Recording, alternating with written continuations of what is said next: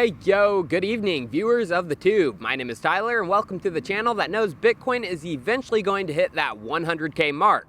The only question is when. Well, let's try and get that a clearer picture for you because it's time for Chico Crypto.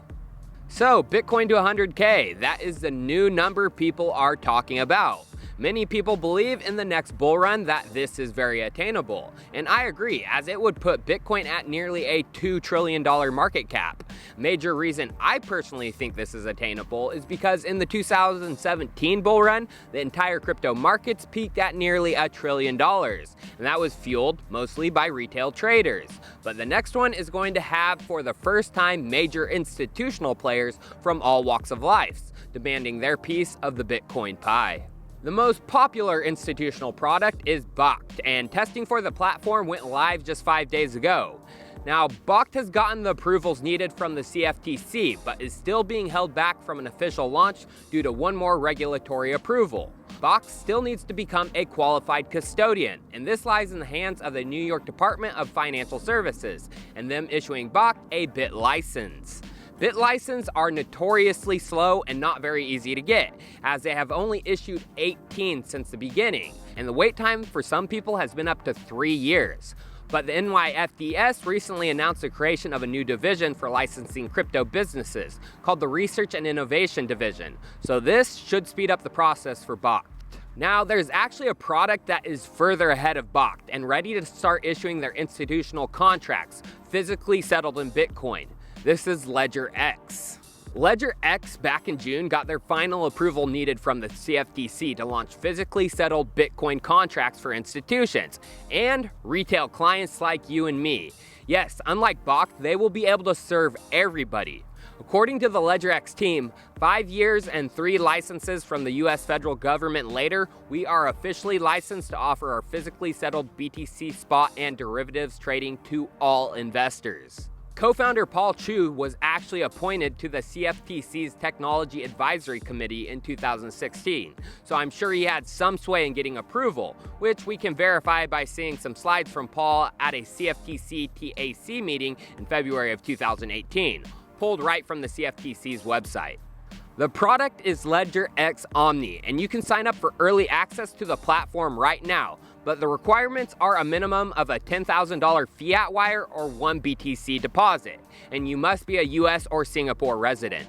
According to a blog post from LedgerX, there is huge demand for this, as they have a long wait list and onboarding will be performed slowly and require patience. Then, just 11 days ago, they introduced a call option for 100K BTC by December 2020, which they called the Centurion contract. CEO Chu said in an interview with Bloomberg that dozens and dozens of these institutions got back to us saying we'd be interested in trading a contract like the Centurion one. Another major product coming out is ErisX, which just got their final approval needed from the CFTC to launch their physically settled Bitcoin futures. ErisX is backed by TD Ameritrade, and if we go to their cryptocurrency trading part of their website, it's obvious ErisX is going to be highly involved with their own offerings. ErisX already has their spot trading exchange open with support for Bitcoin, as well as pairs with Ethereum, Litecoin, and Bitcoin Cash.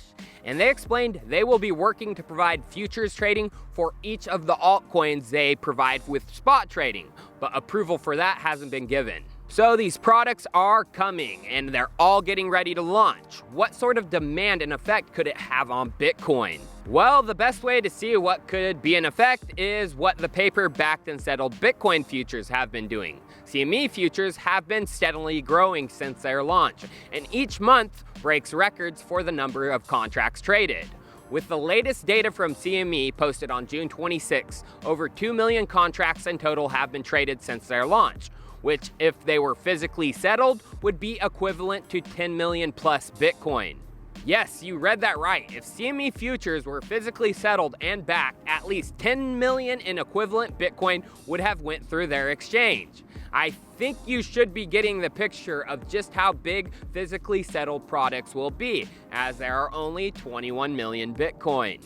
Now, when Bakkt, LedgerX, and ErisX are all fully ready to burst onto the scene, purchases of Bitcoin will be done initially over the OTC counter, which in the beginning won't have much of an effect on market prices. But if these products get as popular as CME, which I suspect them to, they will eventually need to move into other avenues to get their supply of BTC needed to serve their customers, like buying directly off exchanges, which will have major effects on the price. Just take a look at this chart. You can understand that Bitcoin is getting more and more scarce by the day.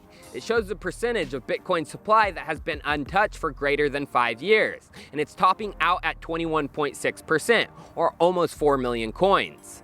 It's obvious some of these coins are the lost ones, but the growth in this also signals that people are increasingly holding onto their BTC as a store of value. Less supply and increasing demand will mean only one thing: increasing Bitcoin prices, as these institutional products will need to get their Bitcoin from somewhere. Well, viewers, the crypto landscape is going to rapidly change in the next 6 months, leading to another massive bull run. Remember the Centurion contract from LedgerX, call option in which Bitcoin would hit 100K by December 2020. The way things are shaping up, I just might have to sign up and place a bet that that's going to happen. Cheers, viewers. I'll see you next time.